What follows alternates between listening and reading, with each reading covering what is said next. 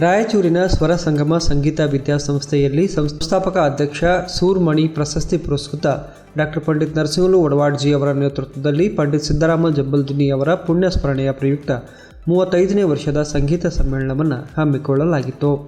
ಕಾರ್ಯಕ್ರಮವನ್ನು ಉದ್ಘಾಟಿಸಿ ಮಾತನಾಡಿದ ಸಂಸದ ರಾಜಾ ಅಮರೇಶ್ವರ್ ನಾಯಕ್, ಪಂಡಿತ್ ವಡವಾಡ್ಜಿ ಅವರು ಸಂಗೀತವನ್ನು ನಮ್ಮ ದೇಶವಲ್ಲದೆ ಆಸ್ಟ್ರೇಲಿಯಾ ಹಾಗೂ ಇನ್ನಿತರ ವಿದೇಶಗಳಲ್ಲಿ ರಾಯಚೂರಿನ ಕೀರ್ತಿಯನ್ನು ಬೆಳೆಸಿದ್ದಾರೆ. ಸಂಗೀತವೆಂಬುದು ಭಗವಂತನಿಗೆ ಅರ್ಪಿತವಾದುದು. ಸಂಗೀತವನ್ನು ಯಾರೆಂದರವರು ಹಾಡಲು ಸಾಧ್ಯವಿಲ್ಲ. ಅದು ಗುರುಗಳಿಂದ ಕಲಿತರೆ ಮಾತ್ರ ಸಂಗೀತ ಪ್ರಾಪ್ತಿಯಾಗಲು ಸಾಧ್ಯ ಎಂದರು.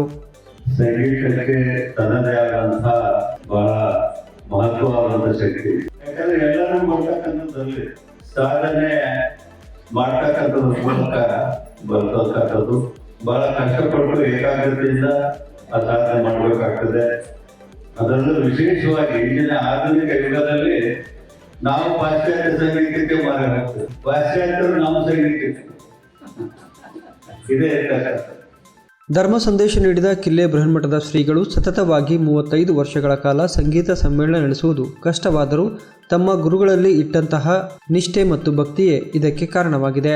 ಇವರು ದೇಶವಲ್ಲದೆ ವಿದೇಶದ ವಿದ್ಯಾರ್ಥಿಗಳಿಗೂ ಆನ್ಲೈನ್ನಲ್ಲಿ ಸಂಗೀತ ಅಭ್ಯಾಸ ಮಾಡಿಸುತ್ತಾರೆಂದರೆ ಇದಕ್ಕಿಂತ ಹೆಚ್ಚಿನ ಕೀರ್ತಿ ರಾಯಚೂರು ಜಿಲ್ಲೆಗೆ ಇನ್ನೇನು ಬೇಕು ಎಂದು ಹೇಳಿದರು.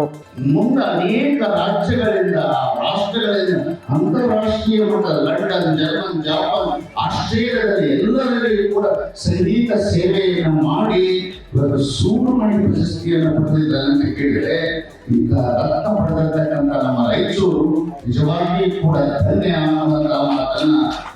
ಈ ಸಂದರ್ಭದಲ್ಲಿ ರಾಜ್ಯೋತ್ಸವ ಪ್ರಶಸ್ತಿ ಪುರಸ್ಕೃತ ಹಿರಿಯ ಸಾಹಿತಿ ರಾಮಣ್ಣ ಹಾವಳೆಯವರನ್ನ ಗೌರವಿಸಲಾಯಿತು. ಪ್ರಾರಂಭದಲ್ಲಿ ವಿದ್ಯಾಲಯದ ವಿದ್ಯಾರ್ಥಿಗಳು ಗುರುವಂದನಾ ಗೀತೆಯನ್ನ ಪ್ರಸ್ತುತಪಡಿಸಿದರು. ನಂತರ ಆಹ್ವಾನಿತ ಕಲಾವಿದರು ಸಂಗೀತವನ್ನ ಪ್ರಸ್ತುತಪಡಿಸಿದರು. ಮುಕ್ತಾಯದಲ್ಲಿ ಪಂಡಿತ್ ವಡವಾಡ್ಜಿಯವರು ಭೈರವಿ ರಾಗದಲ್ಲಿ ಸಂಗೀತವನ್ನ ಪ್ರಸ್ತುತಪಡಿಸಿದರು. ಕಾರ್ಯಕ್ರಮದ ದಿವ್ಯ ಸಾನ್ನಿಧ್ಯವನ್ನ ಕಿಲ್ಲೆ ಬೃಹನ್ಮಠದ ಪೂಜ್ಯ ಶ್ರೀ ಶಾಂತಮಲ್ಲ ಶಿವಾಚಾರ್ಯ ಸ್ವಾಮಿಗಳು, ಸೋಮವಾರಪೇಟೆ ಹಿರೇಮಠದ ಪೂಜ್ಯ ಶ್ರೀ ಅಭಿನವ ರಾಚೋಟಿ ವೀರ ಶಿವಾಚಾರ್ಯ ಮಹಾಸ್ವಾಮಿಗಳು ವಹಿಸಿದ್ದರು.